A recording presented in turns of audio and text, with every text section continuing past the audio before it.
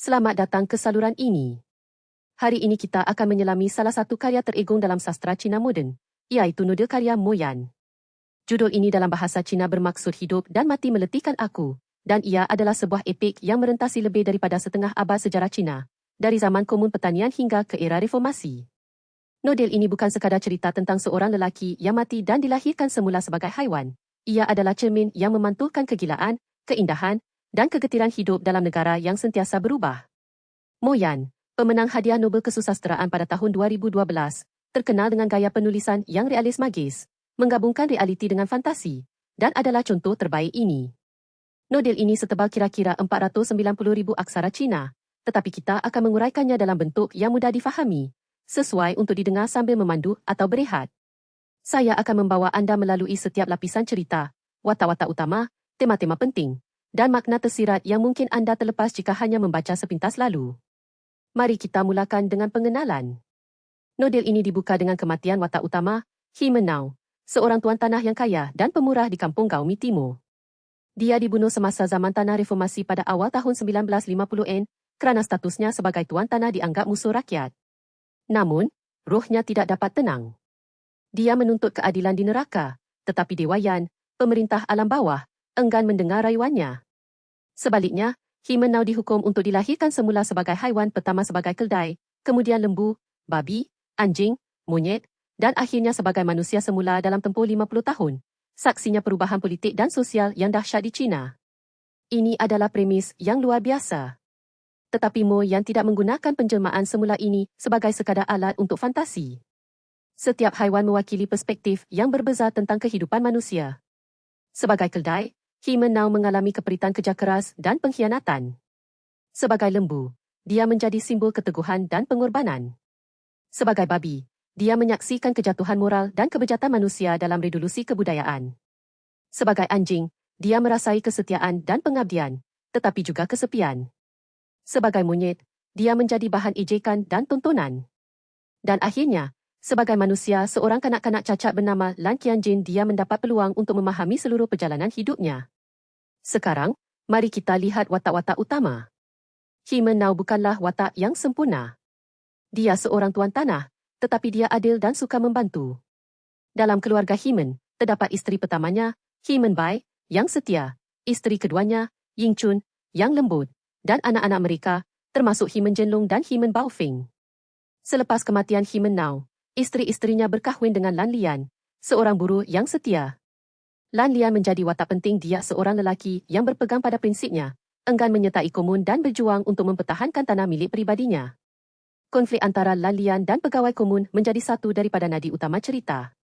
Di samping itu, terdapat watak-watak lain seperti Hong Tayu, ketua komun yang idealis tetapi kejam, Peng Kunping, anak saudara He Menau yang menjadi revolusioner, dan Mo Yan sendiri pengarang memasukkan dirinya sebagai watak sampingan dalam nodel ini. Ini adalah teknik pasca moden yang bijak, mengaburkan sempadan antara realiti dan fiksyen. Mo Yan, dalam nodel, digambarkan sebagai seorang penulis muda yang cuba merekodkan kisah-kisah dari kampung itu, tetapi seringkali pendapatnya diabaikan atau diputarbelikkan. Ini menimbulkan persoalan, sejauh mana kita boleh percaya kepada narator? Dan siapakah yang benar-benar mengawal cerita? Tema utama dalam adalah hubungan antara manusia dan tanah, kitaran hidup dan mati, dan kritikan terhadap perubahan politik yang ganas. Mo Yan menggunakan penjelmaan semula untuk menunjukkan bahawa sejarah tidak pernah linear, ia berulang dalam bentuk yang berbeza. Setiap kali He Menau dilahirkan semula, dia menyaksikan kegagalan yang sama. Manusia berulang kali melakukan kesilapan yang sama kerana tamak, ketakutan, dan kebodohan. Namun, di sebalik semua penderitaan, ada juga keindahan kecil, persahabatan, cinta, dan pengorbanan. Inilah yang menjadikan nodel ini bukan sekadar sindiran politik, tetapi renungan mendalam tentang erti kehidupan. Satu aspek yang menarik adalah bagaimana Mo Yan menggambarkan revolusi kebudayaan 1966-1976 melalui mata haiwan. Apabila He Menau menjadi babi, dia menyaksikan bagaimana manusia berubah menjadi binatang saling menuduh, mengkhianat, dan membunuh. Sebaliknya, babi di dalam cerita ini kadang-kadang lebih berperi kemanusiaan daripada manusia. Ini adalah ironi yang pedih. Mo Yan tidak secara langsung mengutuk rejim, tetapi melalui metafora haiwan, dia meindih dengan cara yang tidak boleh dihalang oleh penapis. Saya ingin memberikan beberapa contoh khusus. Dalam bahagian di mana He Menau adalah seekor lembu, dia dipaksa oleh masyarakat untuk membajak tanah bersama-sama, tetapi apabila Lan Lian enggan menyertai komun, lembu itu menjadi simbol penentangan. Lembu itu akhirnya mati kelaparan kerana setia kepada tuannya. Adegan ini sangat tragis dan menggugah. Ia menunjukkan bagaimana sistem kejam boleh menghancurkan kedua-dua manusia dan haiwan yang tidak mahu tunduk. Selanjutnya, apabila Himen Nau menjadi babi, dia tinggal di ladang babi yang dikendalikan oleh negara. Di sana, dia menyaksikan bagaimana pegawai komun menggunakan ladang itu untuk keuntungan peribadi, mencuri makanan yang sepatutnya untuk rakyat. Babi itu, yang mempunyai ingatan dari kehidupan lampaunya, menjadi pemimpin kepada babi-babi lain. Adegan-adegan ini lucu dan menyedihkan pada masa yang sama. Mo Yan menggunakan humor untuk meredakan ketegangan, tetapi sindirannya tajam. Selain politik, nodel ini juga mendalam tentang hubungan kekeluargaan. Himen Nau, walaupun telah mati, masih terikat dengan isteri dan anak-anaknya. Dia melihat dari jauh bagaimana mereka menderita dan berubah. Anaknya, Himen Zhenlong, menjadi revolusioner yang kejam, membenci bapanya sendiri kerana status tuan tanah. Anak perempuannya, Himen Baofeng, menjadi seorang yang religius, mencari ketenangan dalam agama selepas kehilangan segala-galanya. Ini adalah cermin bagaimana revolusi memecah belahkan keluarga.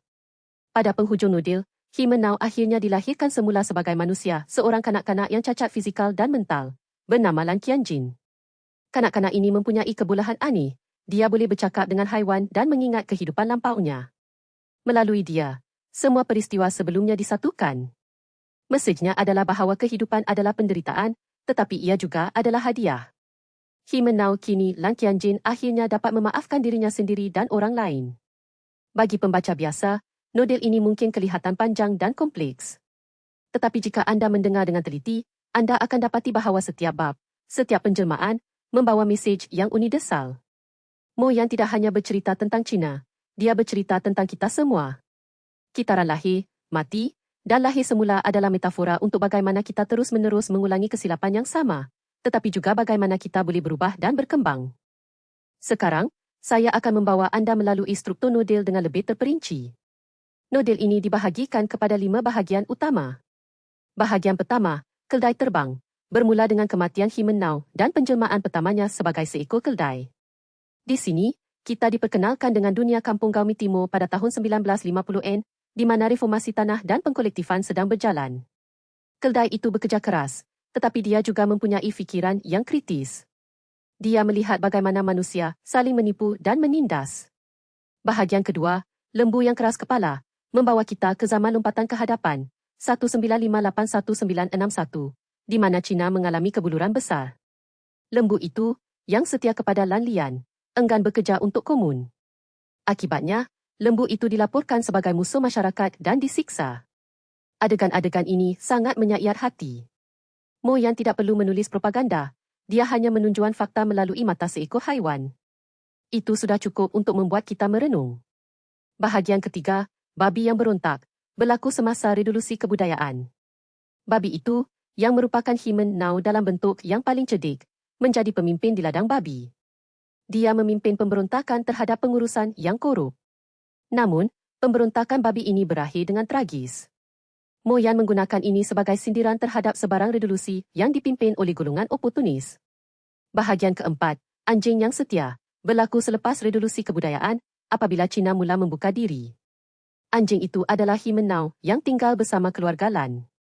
Dia menjadi teman setia kepada Lan Qianjin, cucu Lan Lian. Di sini, tema kesetiaan dan pengampunan menjadi tumpuan. Anjing itu mati ketika cuba melindungi keluarganya. Bahagian kelima, monyet yang dipentaskan, adalah yang paling pendik. Himen Nau dilahirkan sebagai monyet dalam sarkas, diejek oleh manusia. Ini adalah komentar tentang bagaimana manusia sering memperlakukan makhluk lain sebagai hiburan. Akhirnya, monyet itu mati akibat pencabulan, dan Himen Nau dilahirkan semula sebagai manusia. Adalah menarik untuk diperhatikan bahawa setiap penjelmaan haiwan tidaklah rawak. Keldai melambangkan kerja keras dan kehambaan. Lembu melambangkan kekuatan dan keteguhan. Babi melambangkan kerakusan dan kebejatan. Anjing melambangkan kesetiaan dan pengabdian.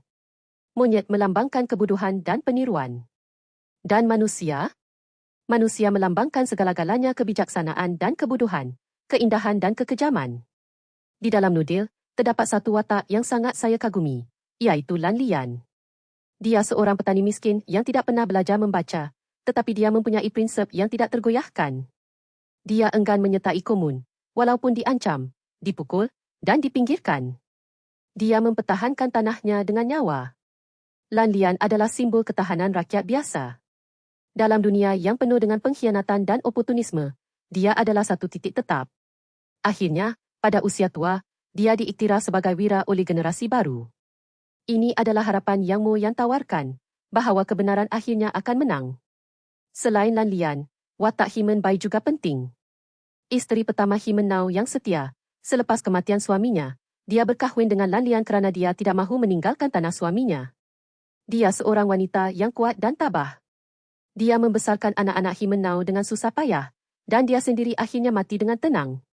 Watak-watak wanita dalam nodel ini seringkali lebih kuat daripada lelaki, walaupun mereka tidak mendapat perhatian yang sama. Ini adalah kritikan tersirat terhadap masyarakat patriarki. Satu lagi tema penting ialah konsep muka atau face dalam budaya Cina. Dalam nodel ini, banyak watak melakukan perkara yang teruk demi menyelamatkan muka. Himen Nau, sebagai tuan tanah, mementingkan muka. Selepas mati, dia masih mahu dihormati. Pegawai komun juga mementingkan muka, sehingga mereka sanggup memanipulasi statistik untuk menunjukkan kejayaan. Mo Yan menunjukkan bagaimana muka boleh menjadi racun yang memusnahkan hubungan. Gaya penulisan Mo Yan dalam nodel ini sangat kaya dengan imejan dan metafora. Contohnya, apabila Himen Nau sebagai keldai pertama kali melihat dunia selepas mati, dia menggambarkan langit sebagai warna kelabu seperti abu dapur dan bumi sebagai perut yang lapar menganga. Bahasa ini bukan sahaja indah, tetapi juga menyampaikan suasana kepayahan. Mo Yan juga menggunakan dialek tempatan dan peribahasa rakyat, memberikan rasa autentik kepada cerita. Bagi pendengar yang tidak biasa dengan sejarah Cina, saya ingin memberikan konteks ringkas. Nodel ini bermula pada tahun 1950, ketika Parti Komunis Cina melaksanakan reformasi tanah. Tuan tanah seperti Himen Nau dirampas tanah dan sering dihukum mati. Kemudian, pada tahun 1955, pengkolektifan pertanian bermula, di mana petani dipaksa bergabung dalam komun. Ini diikuti oleh lompatan ke hadapan, 1958-1961, yang menyebabkan kebuluran besar. Selepas itu, revolusi kebudayaan, 1966-1976, membawa kekacauan dan keganasan. Akhirnya, pada tahun 1980-an, reformasi ekonomi membolehkan tanah diagihkan semula kepada petani. Merangkumi semua peristiwa ini, menjadikannya dokumen sejarah yang hidup. Saya ingin berkongsi beberapa petikan kuat dari nodel ini. Contohnya, apabila Himen Nau sebagai babi berkata, manusia adalah haiwan yang paling aneh. Mereka boleh berbohong, menipu, dan membunuh dengan alasan yang mulia. Atau ketika dia sebagai anjing merenung, setia? Ya, tetapi kepada siapa? Kepada keluarga? Kepada negara? Atau hanya kepada diri sendiri? Petikan-petikan ini membuat kita berfikir tentang sifat manusia. Pada pendapat saya, salah satu adegan paling mengharukan adalah ketika Himen Nau, sebagai kanak-kanak Lan Qianjin, akhirnya bertemu dengan roh-roh haiwan yang pernah menjadi dirinya. Mereka semua duduk di bawah pokok, bercakap tentang kehidupan dan kematian. Adegan ini sangat metaforikal. Ia menunjukkan bahawa setiap versi diri kita, baik atau buruk, adalah sebahagian daripada kita. Hanya dengan menerima semua itu, kita dapat mencapai kedamaian. Kritikan umum terhadap nodel ini adalah panjangnya. Tetapi bagi saya, setiap halaman berbaloi. Mo Yan tidak membazirkan perkataan, dia membina dunia dengan butiran. Pembaca yang sabar akan diberi ganjaran dengan pemahaman yang mendalam tentang Cina dan manusia. Bagi pendengar podcast ini, saya cadangkan mendengar dalam beberapa sesi, kerana kandungannya padat. Kini, mari kita bincangkan tentang pengaruh nodel ini. Selepas penerbitannya pada tahun 2006, mendapat sambutan hangat. Ia dianggap sebagai salah satu pencapaian terbesar Mo Yan. Pada tahun 2012, apabila Mo Yan memenangi hadiah Nobel, nodel ini disebut sebagai salah satu sebab. Ia telah diterjemahkan ke dalam banyak bahasa. Di Barat, nodel ini sering dibandingkan dengan karya Gabriel Garcia Marquez kerana elemen realisme magisnya. Memang, Mo Yan dipengaruhi oleh Marquez, tetapi dia tetap unik. Saya juga ingin menyentuh tentang adaptasi. Terdapat beberapa percubaan untuk membuat filem atau siri televisyen berdasarkan nodel ini, tetapi setakat ini belum ada yang rasmi. Ini mungkin kerana keleluasaan nodel yang suka diadaptasi ke layar. Namun, pada tahun 2019, satu pementasan teater di Beijing mendapat pujian. Ia menggunakan topeng haiwan dan gerakan fizikal untuk mewakili penjelmaan. Aspirasi untuk adaptasi filem masih ada. Untuk pendengar yang ingin membaca sendiri, saya cadangkan edisi terjemahan Inggeris oleh Howard Goldblatt yang telah memenangi anugerah penterjemahan. Tetapi jika anda boleh membaca Cina, lebih baik membaca asal kerana permainan kata dan dialek sangat hilang dalam terjemahan. Namun, apapun yang anda pilih, pastikan anda meluangkan masa. Nodel ini memerlukan perhatian penuh.